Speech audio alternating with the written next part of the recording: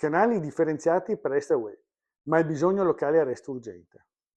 Il recente decreto legge sull'immigrazione, che introduce canali separati per l'assunzione di colf, badanti e babysitter extra UE, segna un passo avanti nella disciplina del lavoro domestico.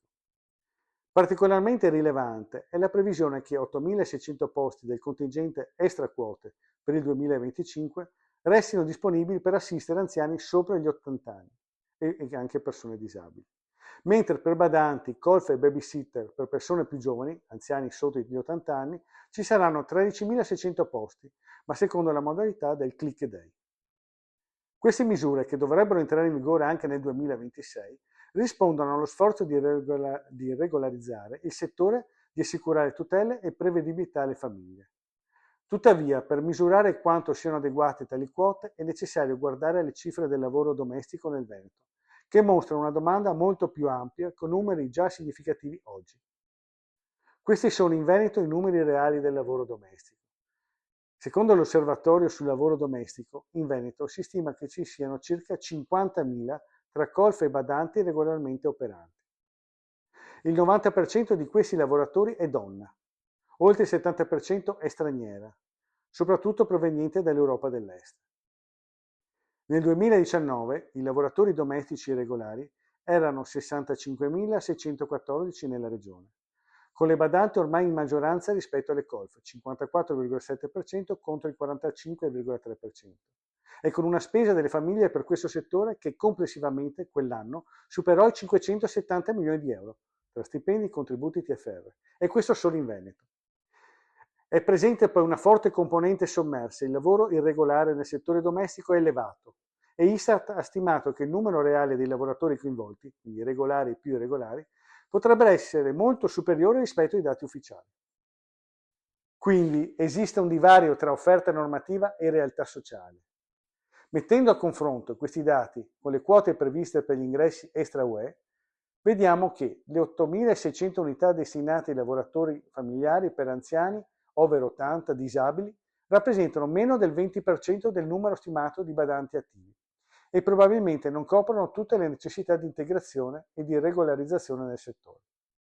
I 13.600 posti per colf, babysitter e badanti under 80, potrebbero anch'essi risultare insufficienti per rispondere alla domanda reale, specie considerando che molte famiglie richiedono assistenza continuativa o convivente. In altre parole, le quote stabilite dal legislatore, pur utili e necessarie, sembrano essere una risposta parziale rispetto al popolo di lavoratrici e lavoratori e delle famiglie, che già operano spesso in condizioni di precarietà e irregolarità. Quindi ecco le sfide ancora aperte. 1. Tempi e procedure.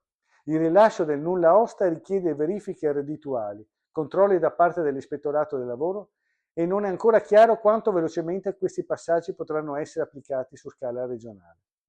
2. Copertura territoriale.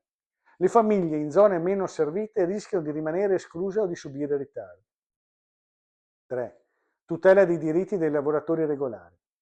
Salari, orario, convivenza, cambi di datore e la qualità delle condizioni di lavoro sono questioni essenziali, specie nel confronto con la diffusione dell'irregolarità.